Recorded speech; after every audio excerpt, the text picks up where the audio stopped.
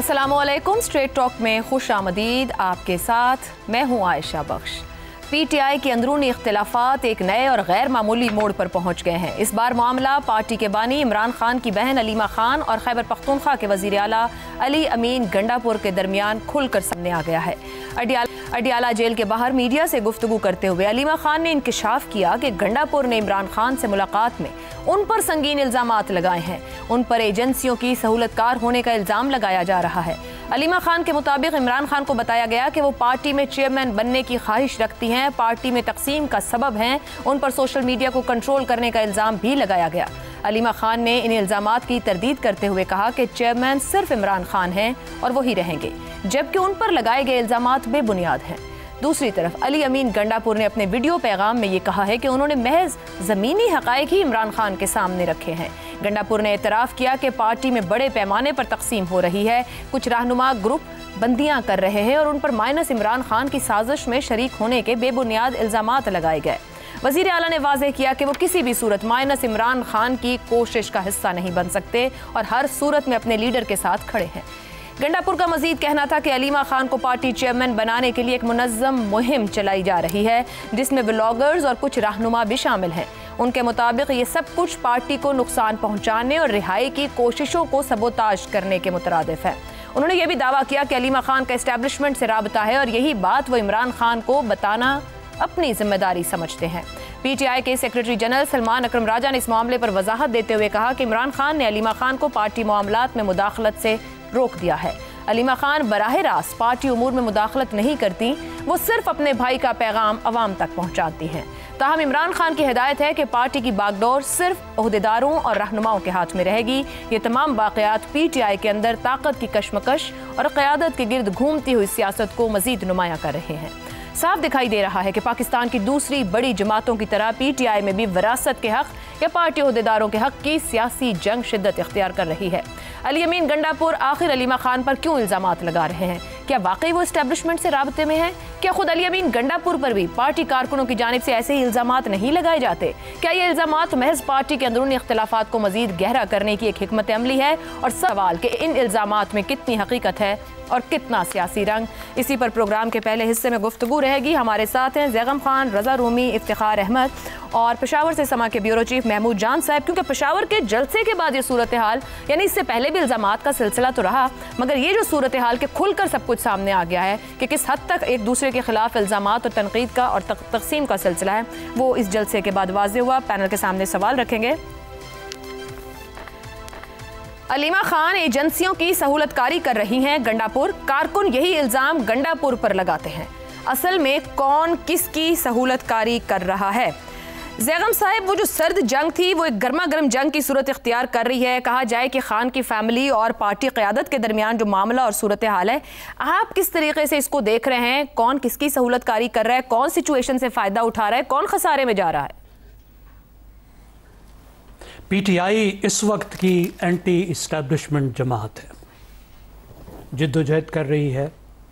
अब दो अफराद जो PTI के ताकतवर तरीन अफराद हैं इमरान खान के बाद, एक जिनके पास सबसे बड़ा ओहदा है, एक सूबे के वज़ीर आला है, और दूसरी खातून जो इमरान खान की नुमाइंदा है, इमरान खान के बाद सबसे पॉपुलर है। अब कैसी एक अजीब बात है और कैसी दिलचस्प बात है। अब देखिए, अहम बात सिर्फ ये नहीं है कि गंडापुर साहब ने क्या कहा। आप ये देखिए कि गंडापुर साहब इमरान खान से मिले, उनसे ये सब बातें की, उन्हें कहा ये पार्टी को नुकसान पहुंचाने की कोशिश कर रही हैं, उन्हें ये कहा कि ये पार्टी को टेक ओवर करने की कोशिश कर रही हैं, इनकी एम्बिशंस हैं, और उसके अलावा बहुत कुछ कहा। लेकिन इमरान खान ने क्या किया? इमरान खान ने गंडापुर को शटअप कॉल नहीं दी, उन्हें रोका नहीं, उन्हें यह नहीं कहा कि तुम गलत कह रहे हो और तुमने ये बात बाहर नहीं कहनी, तुम्हें ये कैसी जुर्रत हुई कि तुम मेरी बहन के बारे में ऐसी बातें कर रहे हो, इतने बड़े इल्ज़ामात लगा रहे हो। उन्होंने ऐसी कोई बात नहीं की, वरना वो बाहर आके ये बात ना करते। उसके बाद क्या हुआ? अलीमा खानम उनसे मिलने गई तो उन्होंने अलीमा खानम से वो बात की जो गंडापुर करके गए थे। अब इसको हम क्या कहते हैं आम ज़बान में?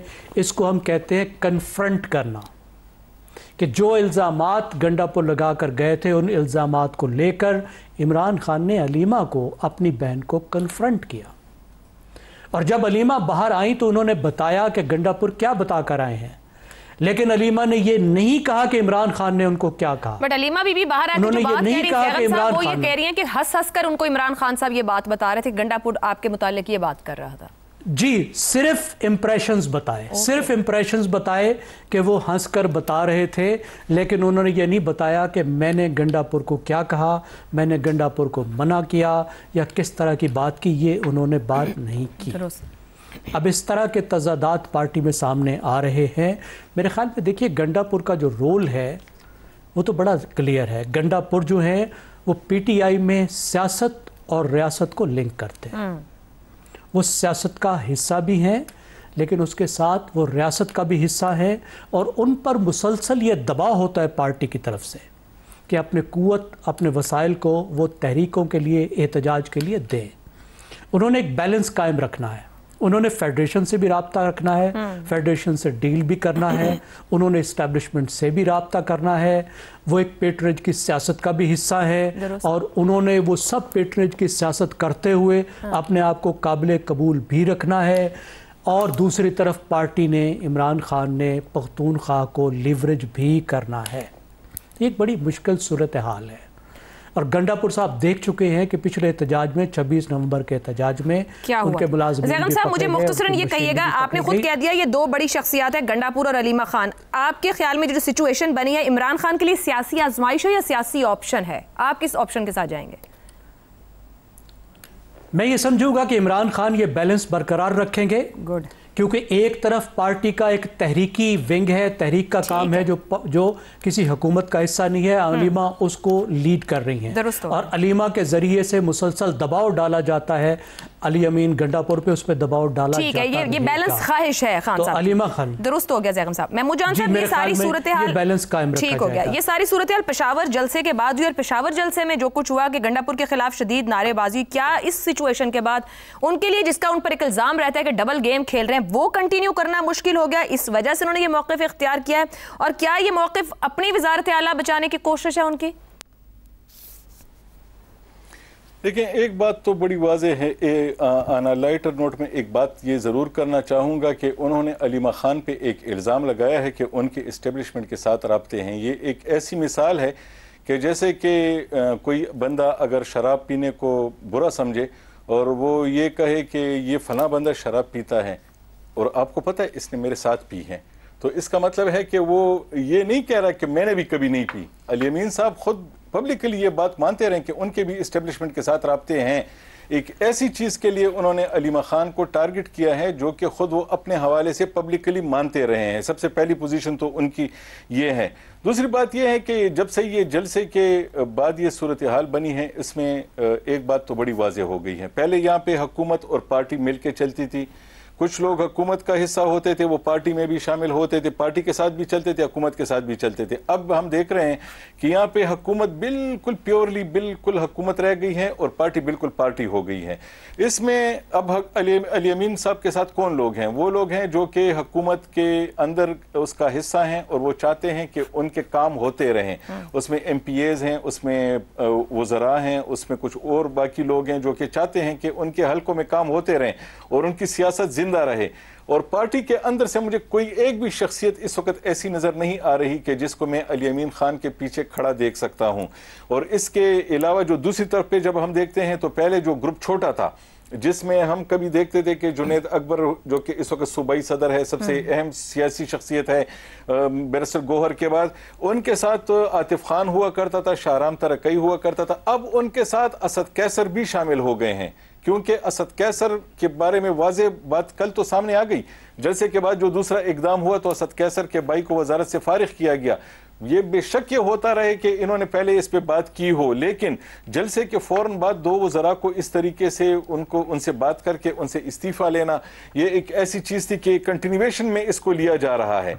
तो अली अमीन साहब जो हैं तो उसके पास इस वक्त वो जो कुछ कर रहे हैं वो एक ही बात है कि उनके पास एक आखिरी बंदा रह गया है जो उनके साथ है और वो है पार्टी का बानी चेयरमैन, और वो उसी पे रिलाई कर रहे हैं और उसी पे उनका सारा का सारा इन्हिसार उसी पे है। वो पार्टी में किसी भी और चीज़ को नहीं देख रहे, लेकिन वो शाकी हैं कि उनके चीफ मिनिस्टर हाउस के अंदर से उनके खिलाफ कैंपेन चल रही है।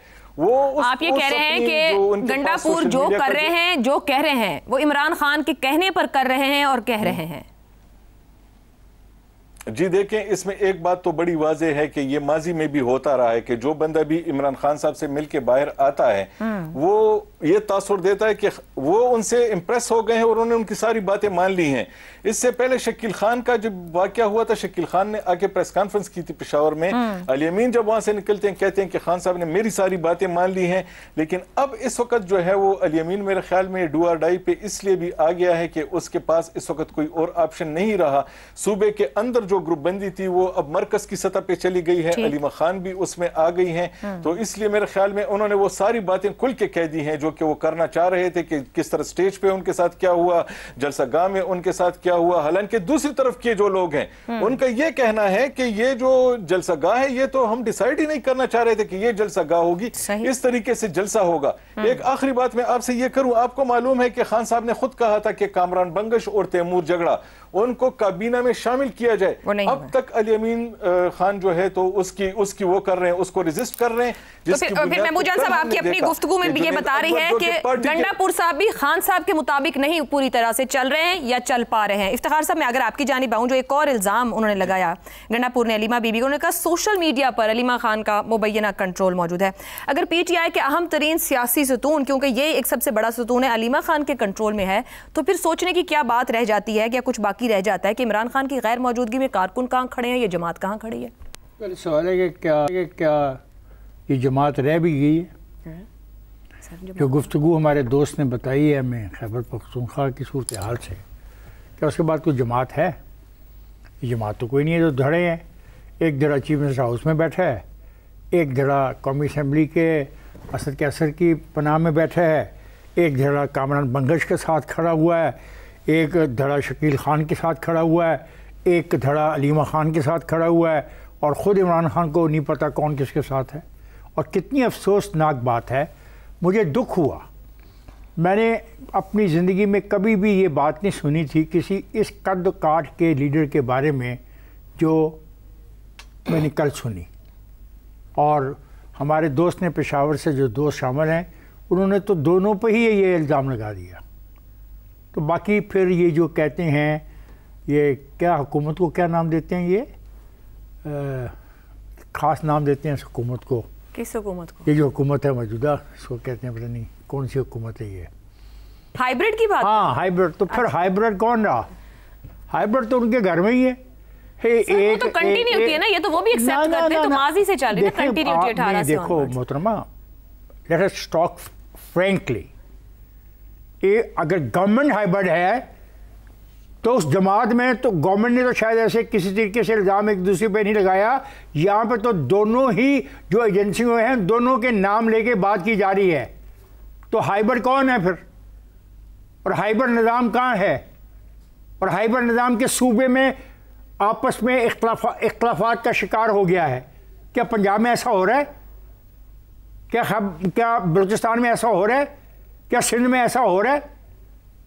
नहीं जनाब, ऐसा नहीं हो रहा। और अब तो यहाँ तक बातें की जा रही हैं कि जो वज़ीर आला हैं, इनको कुछ हलकों में एक ख़ास निशान सौंप दिया गया और दूसरों को वो ख़ास निशान नहीं दिया गया। बात तो यहाँ तक चली गई है कि जुनैद अकबर और असद कैसर जो बात कर रहे हैं, वो तो इससे भी बड़ी बातें कर रहे हैं। पैसों की बात हो रही है, लूट मार की बात हो रही है, वहाँ पे ठेकों की बात हो रही है, वहाँ पे माइंस की बात हो रही है। तो इतना सिंप्लीफाई मत कर दो चीज़ों को जितना आप यहाँ पे इस प्रोग्राम में बैठ के करते हो। बिल्कुल सही कहा मेरे दोस्त ने, उनको मुझसे बेहतर पता है कि वहाँ पे क्या हो रहा है। अगर आप एक गंदी जगह के ऊपर एक गराज़त से भरी जगह पे जलसा करें तो आप साबित क्या करना चाह रहे हैं? और फिर जब जूते दिखाए गए चीफ मिनिस्टर को, दुनिया ने देखे, तो फिर ये हाइब्रिड निज़ाम किस किस्म का है कि एक ने दूसरे पे बाई नेम इल्जाम लगा दिया। वो चीफ मिनिस्टर तस्लीम कर रहे हैं कि जमात के अंदर ग्रुप बंदियां हो रही हैं, धड़े बन रहे हैं। मुझे कहिएगा कि पलड़ा किसका भारी रहेगा? पलड़ा किसी का भारी नहीं है। कारकुन कहाँ होगा सर? कारकुन कहाँ था जलसे में? चले आए कारकुन की बात करने, जलसा किया, कारकुन कितना कारकुन था उस जलसे में? कौन सी रुकावट थी वहाँ पे? कौन सी पंजाब की पुलिस खड़ी थी वहाँ पे कौन सी अपना जिसको पता नहीं वो किसी एक अफसर का नाम लेते हैं, वो अफसर खड़ा था लोगों को रोकने के लिए। कारकुन भी हमने देख लिए वहाँ पे कितने आए हैं। देखें, इट्स ए सीरियस मैटर। ये एक बॉर्डर का एरिया है, हमारी अहम तरीन सरहद के ऊपर ये वाक़यात हो रहे हैं और इल्ज़ाम तराशी की हद ये है, एक ने एक एजेंसी का इल्ज़ाम लगा दिया, दूसरे ने दूसरी की एजेंसी का इल्ज़ाम लगा दिया, तो फिर नहीं। हकीकत ये है कि ये बड़ा अफसोसनाक हो रहा है जो हो रहा है। और मैं एक बात बता दूं, यहीं से सारी खराबी का आगाज़ होगा, ये जो झगड़ा शुरू हो गया है। रजा रूमी साहब, ये जो इल्जामात, क्योंकि अभी जैसे ऊपर भी बात हुई, ज़ैगम साहब ने कहा गंडापुर और अलीमा खान दो टॉप शख्सियात हैं, इमरान खान साहब के बाद ताकत रखती हैं सबकी सब। कौन किसकी सहूलतकारी कर रहा है जिस तरह इल्जामात लगा रहे हैं? और एक इस बात का जवाब दीजिएगा कि अलीमा बीबी के बयानात, मीडिया टॉक की बात करें, बॉडी लैंग्वेज, उनके एक्सप्रेशन की बात करें, क्या वाकई वो इमरान खान की जानशीनी के ख्वाब देख रही है? गंडापुर साहब इल्ज़ाम लगा रहे हैं। देखिए आयशा, ये तो गंडापुर साहब ने इल्ज़ाम जो लगाया ये तो बिल्कुल गलत है। खुद उसका वजाहत अलीमा खान साहबा ने की है कि पार्टी के चेयरमैन जो है वो इमरान खान थे और हैं और रहेंगे। ये इनकी जो आपस की लड़ाई है ये दरअसल इस चीज़ की निशानदही करती है कि पाकिस्तान तहरीक इंसाफ बहैसियत एक पार्टी, उसका शिराजा बिखर रहा है, बल्कि बिखर चुका है। और उसकी बहुत सी वजूहात है। एक सबसे बड़ी वजह तो ये है कि चूंकि इमरान खान खुद मौजूद नहीं है फील्ड में और वो जेल में है, इसलिए उनको पार्टी को मैनेज करना मुश्किल है। लेकिन कहीं ना कहीं ये उनकी पॉलिसी भी रही है कि उनको मुख्तलिफ धड़े और ग्रुप जो हैं वो आपस में दस्तों गिरेबान रहें। यही वजह है कि उन्होंने एक पार्टी के चेयरमैन को अपॉइंट किया, बैरिस्टर गौहर को, लेकिन उसको कोई इख्तियारात नहीं दिए हुए किसी किस्म के। और यहाँ तक कि जो उनकी सोशल मीडिया है पार्टी का, वो खुद अपने ही पार्टी के नामजद जो चेयरमैन हैं उनको ऊपर वक्तन फवक्तन अटैक करते रहते हैं। यही आलम दीगर लोगों का भी है और यही मसला जो है वो अली अमीन गंडापुर के साथ भी दरपेश है। अली अमीन गंडापुर को किसने नॉमिनेट किया था? किसी एजेंसी ने तो नॉमिनेट नहीं किया, या हाइब्रिड निज़ाम ने तो उनको नहीं आगे किया। ये तो खुद इमरान खान साहब की चॉइस थे और हैं गालिबन अभी तक तो हैं। तो इसका ये मतलब है कि वो खुद उनको वहां पर बिठाया है और उनसे एक बहुत ही गैर मामूली तवक्कुआत रखी हुई हैं कि वो वज़ीर आला खैबर पख्तूनख्वा की हैसियत में एक इनकलाबी की सूरत इस रियासत के निज़ाम को तह उबाला कर देंगे। क्या एक वज़ीर आला ऐसा कर सकता है? बिल्कुल भी नहीं। अगर वो ऐसा करेगा तो वो वज़ीर आला ही नहीं रहेगा, क्योंकि सिस्टम और जो पूरा आईनी ढांचा है वो एक वज़ीर आला की शख्सियत या उसकी सियासत से कहीं बड़ा है। अगर एक वज़ीर आला सरकश हो जाए एक सूबे का फेडरेशन के खिलाफ, तो फिर वो क्या करती है फेडरेशन की, उसके पास बहुत से ऑप्शंस मौजूद है कि वो वहां पे गवर्नेंस रूल लगा सकती है, वो उस वज़ीर आला को हटा सकती है। चुनाचे अली अमीन गंडापुर को भी तो अपनी वजारत आला चलानी है और इसके लिए उनको समझौते करने पड़ते हैं, जबकि खान साहब और उनके जो लॉयलिस्ट हैं, हार्ड लाइनर है, वो किसी किस्म के समझौते के हक में नहीं है। और वो थोड़ी सी भी समझौता जो है वो उसको एक कमजोरी या टाउटी या बिकना समझते हैं। ये आप लैंग्वेज आप पढ़ सकती हैं जो इस्तेमाल होती है। और इसी वजह से अली अमीन गंडापुर एक मुश्किल सूरत हाल में रहे हैं और हैं अभी भी। और मेरा नहीं ख्याल, मैं मतवातिर ये कह रहा हूँ कि अब हालात इस तरह के बन रहे हैं कि शायद वो वज़ीर आला भी ना रहे, क्योंकि अब जो उनकी एक डायरेक्ट जंग हो गई है अलीमा खान साहिबा के साथ और पार्टी के अंदर मुख्तलिफ लोगों के साथ, तो गालिबन उनकी तब्दीली जो है वो अमल में आ सकती है। अच्छा, इतलात ये है रूबी साहब के गंडापुर साहब की गुज़िश्ता आने वाले दिन पे फिर मुलाकात मुतवक्किल है खान साहब से? जी, तो आयशा देखिए ना, वो यही पहले कहा तो 6-8 महीने मुलाकात नहीं हुई, कहाँ मुलाकात पर मुलाकात की इजाजत है? तो बस अब ये या तो कोई पैगाम रसानी भी हो रही होगी या कोई बातचीत हो रही होगी, क्योंकि और भी बहुत सारी इतलात गर्दिश में है, वो फिर हम किसी और प्रोग्राम में दुरुस्त। लेकिन मुख्तसरन मैं ये कहना चाहता हूँ कि ये जुल्म है पाकिस्तान तहरीक इंसाफ के मुखलिस कारकुनान जो है, जो उनके लिए कुर्बानियां दे रहे हैं, जेलें खा रहे हैं, और उनके लीडर्स का रवैया और कॉन्डक्ट वेरी वैलिड पॉइंट रजा रूमी साहब। और ये ऊपर दरअसल सवाल है कि आप कारकुनों की तवक्कुआत पर पूरा नहीं उतर पा रहे। एक ब्रेक लेते हैं। महमूद जान साहब, आपका बहुत शुक्रिया मैं प्रोग्राम में ज्वाइन करने के लिए। ब्रेक से वापस आएंगे तो बात करेंगे मरियम नवाज का नारा मेरा पानी मेरा पैसा मेरी मर्जी कहने की जरूरत क्यों पेश आई। इस ब्रेक के बाद प्रोग्राम में एक बार फिर खुशामदीद। वज़ीर आला पंजाब मरियम नवाज ने फैसलाबाद जलसे में खिताब करते हुए कहा कि ज़ाती तनकीद पर वो खामोश रहेंगी मगर पंजाब के हक के खिलाफ किसी भी बात को बर्दाश्त नहीं करेंगी। मरियम नवाज का मौक़िफ़ कि मेरा पानी है मेरा पैसा है, आपको क्या तकलीफ है, और पंजाब सिर्फ अपने हिस्से का पानी इस्तेमाल करता है। एक वाज़ेह पैगाम है कि वो सूबाई मफादात के तहफ़्फ़ुज़ को अपनी सियासी हिकमत अमली का हिस्सा बना रही हैं। उनके मुताबिक पंजाब के अवाम ने उन्हें जिम्मेदारी सौंपी है और वो उनके हक के लिए आखिरी दम तक जद्दोजहद करेंगी। ताहम इन बयानात ने सियासी फ़ज़ा में हलचल मचा दी है। पीपल्स पार्टी की क़यादत का इल्ज़ाम है कि मरियम नवाज पंजाब कार्ड खेलकर विफाक में तफर्रुक़ा पैदा कर रही हैं। उनके नज़दीक इस तर्ज़ सियासत से सूबों के दरमियान बदएतमादी में इजाफा होगा। दिलचस्प अमर यह है कि 80 की सियासत के अलावा नवाज शरीफ और शहबाज शरीफ ने कभी इस शिद्दत से पंजाब कार्ड इस्तेमाल नहीं किया। सवाल यह है कि मरियम नवाज को किस मजबूरी या ज़रूरत ने इस हिकमत अमली पर मजबूर किया है।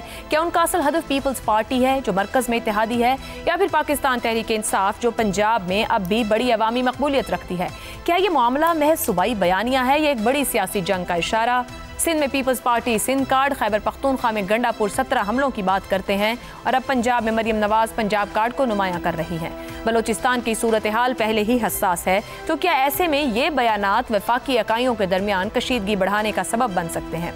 सवाल यह भी है कि मरियम नवाज का यह बयानिया पंजाब में नून लीग की सियासी मकबूलियत बढ़ाने का बायस बन सकता है। इसी पर पैनल के सामने सवाल रखेंगे। इस तरह से मरियम नवाज का पंजाब कार्ड खेलकर सूबाई मफादात का नया बयानिया, पीपल्स पार्टी या फिर पीटीआई के बयानिए के तोड़ की कोशिश। ज़ैगम साहब, क्यों ज़रूरत पेश आई इस तरह से रिस्पॉन्ड करने की या ये बात कहने की मेरा पानी मेरा पैसा मेरी मर्जी। पीपल्स पार्टी का जिस तरह का रद्द अमल आया है, फिर मैंने बाकी सूबों में से भी जो सूरत हाल है, क्या ये सख्त ज़बान मिलकर विफाकी इकाइयों को कमज़ोर कर रही है? क्या एक नया बयानिया तराशने और फिर क्या उसका असर होगा, किस तरह देख रहे हैं? ये एक बहुत बड़ी सियासी ज़रूरत है। पाकिस्तान की जो दूसरी दो बड़ी जमातें हैं उनके पास एक किला है। पीटीआई का जैसे आपने बताया खैबर पख्तूनख्वा किला, और खैबर पख्तूनख्वा में पीटीआई एक पख्तून नेशनलिस्ट पार्टी आपको नज़र आती है। सिंध पीपल्स पार्टी का किला है और आप सिंध में जाएं तो पीपल्स पार्टी एक सॉफ्ट सिंधी नेशनलिस्ट पार्टी आपको नज़र आती है। मुस्लिम लीग नवाज़ के पास पंजाब हुआ करता था और उसे सब नेशनलिज्म की ज़रूरत नहीं पड़ती थी। वो मजबूत थी कि पंजाबियत का नारा बहुत थोड़ी देर के लिए बहुत मुख्तसर सा और बड़ा कमज़ोर सा नवाज़ शरीफ ने लगाया था।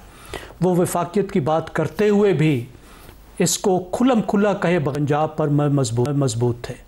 अब मुस्लिम लीग नवाज़ पंजाब में काफ़ी कमज़ोर हो गई है और वो एक किले को विन बैक करना चाहती है ताकि ऐसा फोर्ट उसके पास हो जहाँ पे बूथ हो और जहाँ वो रहते हुए मरकज़ में हुकूमत ले सके।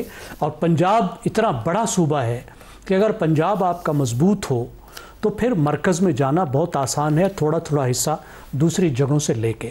ये तो उनकी मजबूरी है और इस हिसाब से वो ब्रांडिंग कर रही हैं। वो अपनी ब्रांडिंग एक पंजाब की माँ के तौर पर कर रही हैं। और देखें, माँ बड़ी पॉजेसिव होती है। वो अम्मी जान है तो वो सबको उन्होंने बच्चा बनाया हुआ है, तो बच्चों पर कोई बात आती है तो उनको ज़ाहिर है बड़ा गुस्सा लगता है। ये तो है सियासी मजबूरी। अब पीपल्स पार्टी को देखते हैं।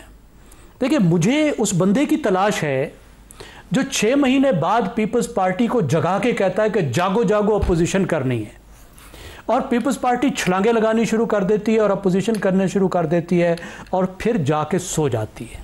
या तो वो दोबारा यही कुछ काम कर रही है, या फिर ये कि कोई थोड़ी सी पीपल्स पार्टी या तो सियानी हो गई है या किसी ने सियाना कर दिया उन्हें और उन्हें कहा है कि जो अपोजिशन की सारी जगह है जो पीटीआई ने ले ली है, इसको लेने की कोशिश करो।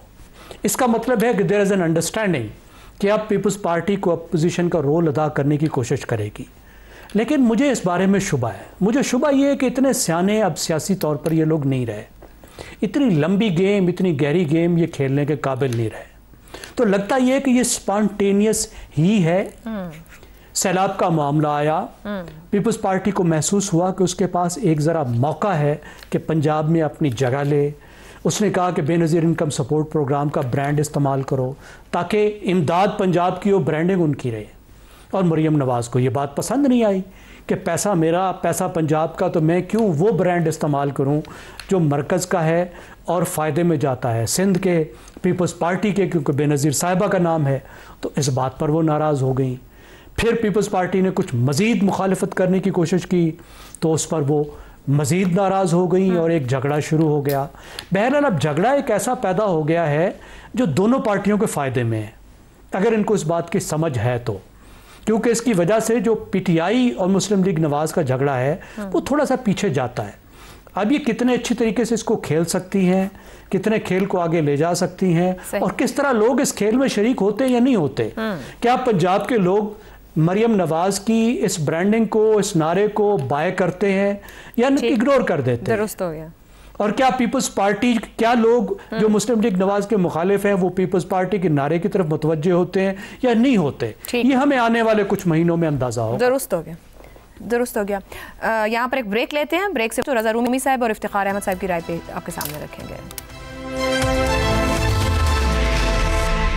प्रोग्राम के आखिरी हिस्से में एक बार फिर खुशामदीद। रज़ा रूमी साहब, मरियम नवाज ने जो बयानात दिए जिस पर पीपल्स पार्टी बहुत खफा हो रही है या खफगी जाहिर कर रही है, ये फरमाइएगा, ये नया सियासी बयानिया तराशने की काविश है या ऊपर एक ज़ैगम साहब ने बात की कि जो झगड़ा पेश किया जा रहा है ये दोनों के फायदे का है, वो इसको समझ पाएं या ना समझ पाएं?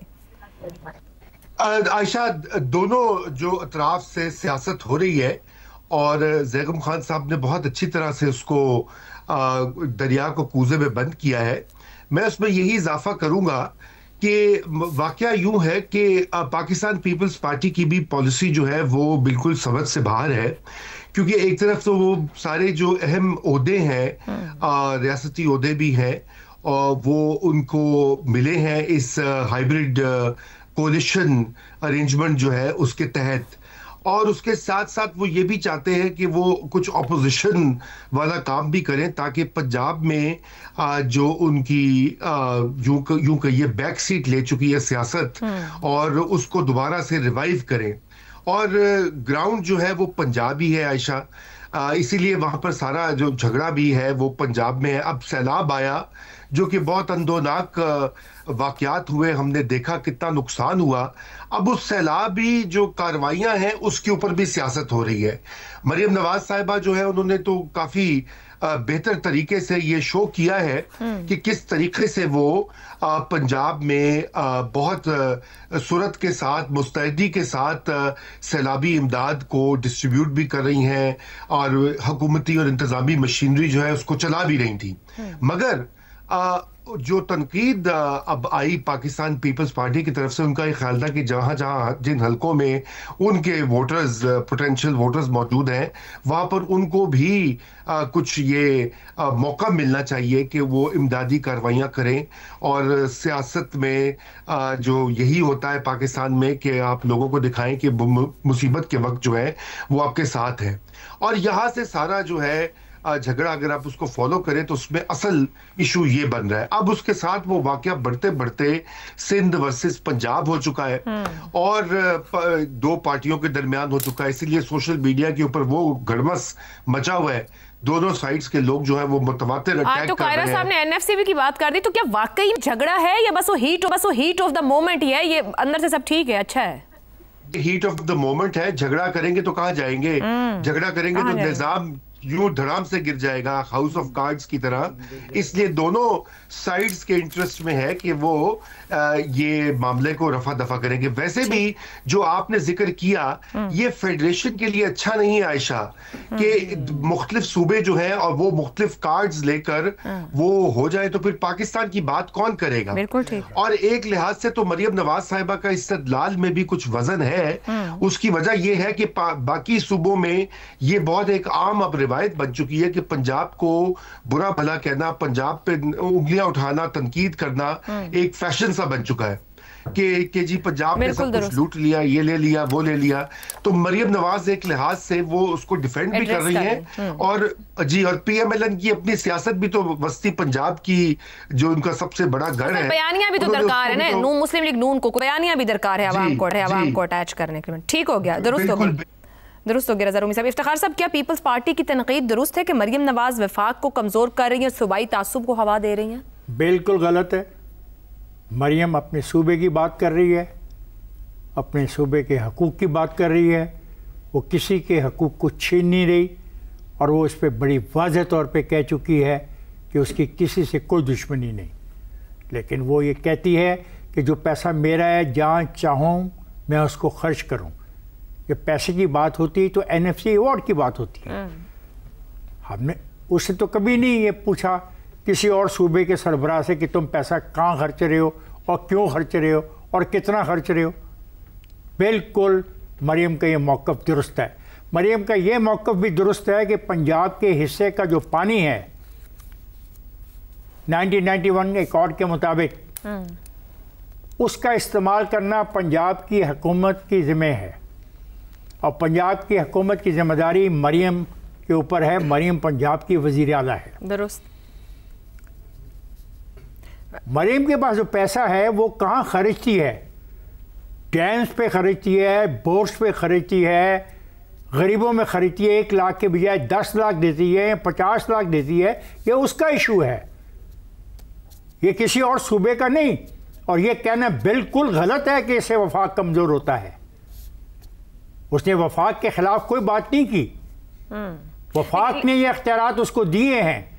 वो कॉन्स्टिट्यूशनली इलेक्टेड चीफ मिनिस्टर है सूबे की। आप वैलिड पॉइंट इफ्तिखार से, मगर सियासी जमातें जिस तरह अपने अवाम को खुद को सेल आउट कर रही हैं, KP की बात करूं मैं, सिंध की करूं या पंजाब, तो अवाम के अंदर नहीं क्या पंजाब या सिंध? अवाम ने उसके खिलाफ कहाँ बात की है? कहीं नहीं की है। अवाम उसके खिलाफ नहीं है। जहाँ वो जारी है वो आप देख रहे हैं, और जिन जिन प्रोजेक्ट्स के ऊपर वो काम शुरू कर रही है वो आपके सामने है। तो ये तो उसका हक है ना। ये दूसरे सूबों के वज़ीर आला का भी हक है कि उससे बेहतर परफॉर्म करें, ट्रांसपोर्ट में, तालीम में, लोगों की मदद में, गरीबों की मदद में। तो पीपल्स पार्टी की खफगी या नाराजगी का खफगी मेरी समझ से बाहर है।